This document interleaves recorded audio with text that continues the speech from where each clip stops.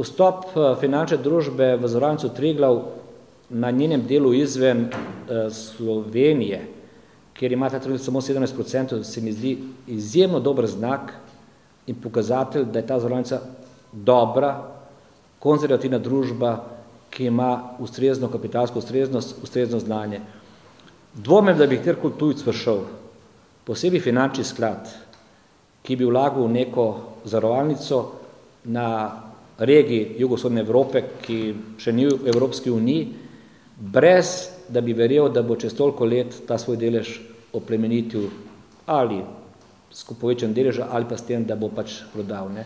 Se pravi, da je to spet od ena dobrih evropskih podjetij, ki ima interes strani tujih partnerjev.